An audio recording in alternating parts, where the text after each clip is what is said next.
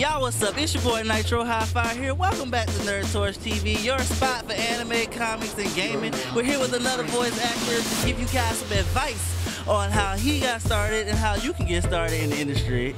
Introduce yourself to the lovely people, because you're hot right now. Oh, thank you. I try to look my best. I'm J. Michael Tatum. I'm probably most known for Sebastian and Black Butler, Tenya Ida in My Hero Academia, Commander Erwin Smith on Attack on Titan, and Sir Hammerlock in Borderlands. Yeah, man, you're hot. Like everything you do is like blazing, man.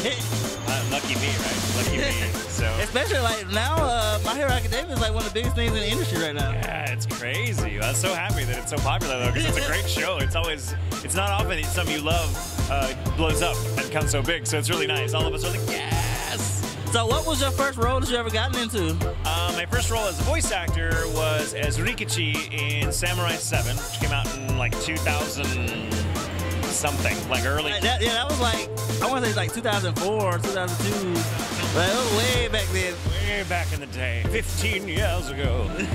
And so yeah, that was my first voiceover role. But I've been acting since I was about 9 years old. Oh, okay. So you got started actually in live action then? Yeah, theater. Theater was my bag. I love theater. I got started I worked for a children's theater for a long time, and then I kind of progressed into more mature roles as I got older.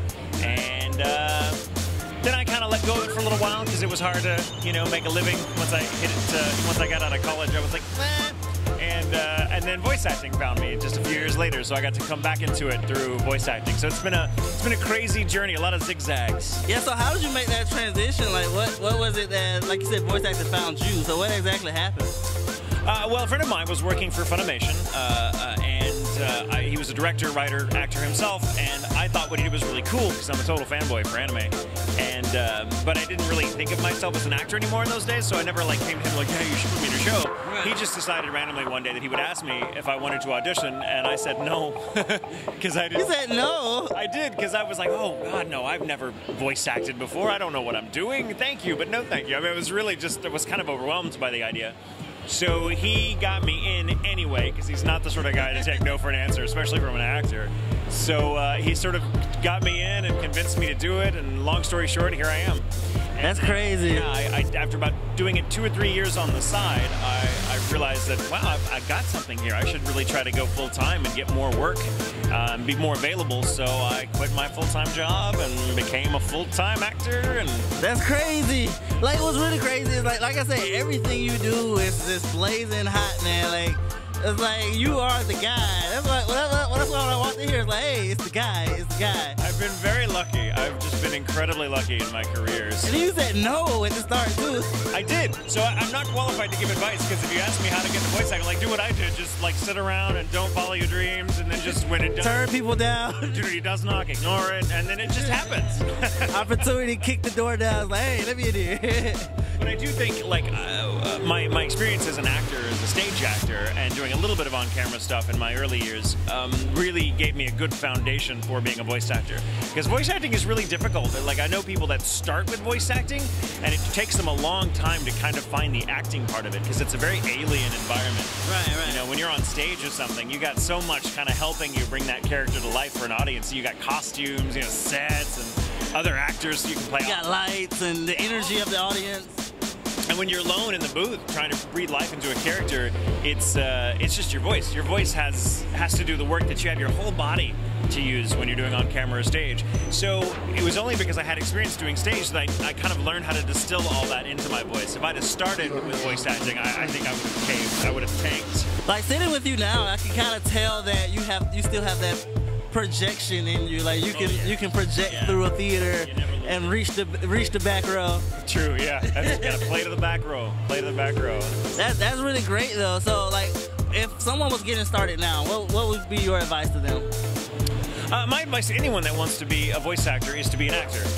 So you have to take workshops, you have to study it. You don't have to go to college necessarily and get a fancy degree, though if you want to do that, that's awesome.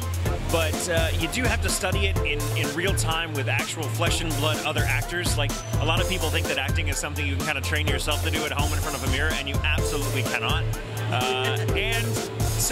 And being a voice actor is it's a weird niche industry, so I tell people to be an actor first. Be an actor who does a lot of things, for whom voice acting is just one thing in your bag of tricks, because the more you can do, the more you get to do. So don't limit yourself. Be an actor that's available to do voice work. And that's crazy. Every voice actor we've ever talked to all say the same thing. Get into acting first. Voice acting is something that comes after.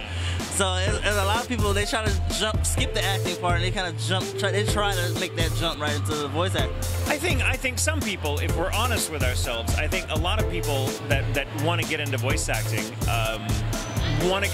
because they want to be actors, but they're not comfortable with themselves and their look. So they don't want to do on camera. They don't want to be in front of an audience. So they're really, voice acting is kind of like their backup plan for how to get around having to confront a major fear, which is being in front of an audience or having to be physical. And I'm a big believer in, if you're going to follow your dream, you need to face your fear, because one way or another, it's going to come anyway. So exactly. Use it. So I think if you're using, a lot of people want to become voice actors because they just feel like, well, I can do that, but they really want to do acting. And I'm telling you, do acting. So how would you say how would someone kind of breaking into the industry, how would they get auditions and things like that? Should they go about getting an agent or seeking out an agent? What I guess all the methods are in today's world? Well, the standard way is to cut a demo reel. And if you don't know what a demo reel is, look it up. That's your...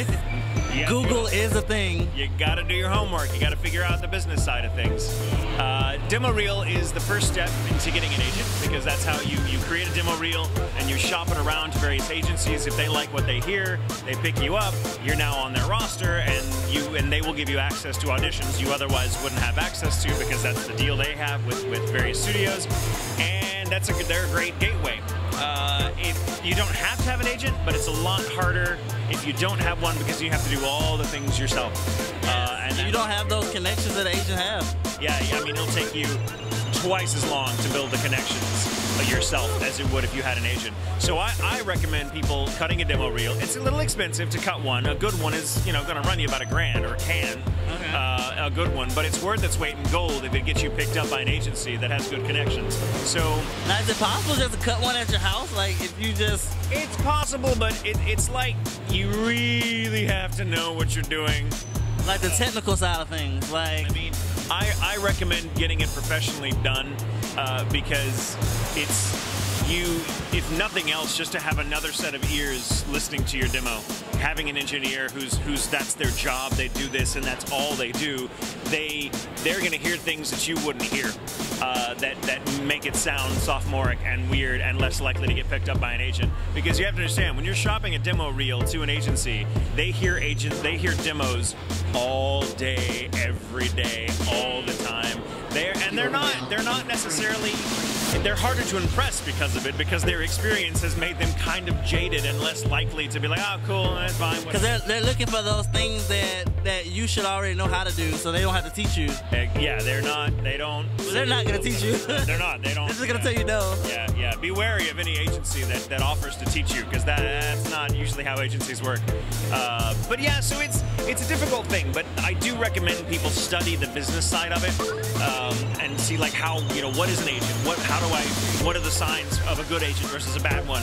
How do I, how do I know if I'm getting a good deal on my demo? Things like that. Exactly. Study that and get advice on the issue, because everyone just kind of wants to be creative, and I totally get that. But if you leave the business side up to other people, you're kind of leaving yourself open to possibly getting cheated or screwed. That's true. In the wrong direction. So you have to do the business side of acting is about 70% of the work, and it's the huge part of it that no one cares about. Because you're like, well, I just want to be an artist. I want to go and act and have... You hear that, guys? That B word, the business side. Business side of it. There are books on the subject, many, many fine ones. I have a personal favorite called The Art of Voice Acting by James L. Albinger. It's in multiple editions now. Look that up. And it covers everything. It covers technique, it covers the acting side, but it also covers the business side and what makes a good demo and what kinds of demos, because there are multiple kinds of demos. There's a lot that goes into it. It isn't just going into a booth, voicing a character, and then your life is taken care of for the rest. basically acting, especially voice acting, you are auditioning every day of your life. If you somehow land a big role, like Grant Sipes over there, apparently he landed Beast Boy his first time around. I mean, it happens. It happens. So that's very rare, though. It's extremely rare. Yeah, it happens 1 in a million. Exactly. You be the few and far between. So let everybody know where they can find you on social media and things like that. I'm pretty much J. Michael Tatum in all my social media. I'm on Twitter, J. Michael Tatum, at twitter.com. On Instagram, I'm J. Michael Tatum. I'm also with my friend Jamie Markey, and I do a podcast called Ghoul Intentions. Ghoul Intentions. It's a really cool, ghoulish podcast we do every Monday, and we do a live Twitch stream about it every Wednesday. So check that out, and yeah. That is, you got a lot going on there. Are you working on any like secret projects or indie projects or anything like that? Maybe. Anything you want to give us a little seeds or spill some beans on? No. Okay, fair enough. Those NDAs, you know. NDAs, man. Kill ya. Hey, this has been very enlightening. I'm pretty sure a lot of people have learned a lot from you. You probably helped a lot of people, inspired a lot of people. I might actually have to go try to find me an agent because I think I'm pretty good at this thing here.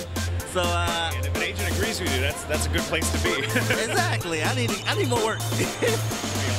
But anyway, guys, make sure you guys like and comment on the video if you guys enjoyed it. If you got any questions, of course, I get to send you this video when it's done.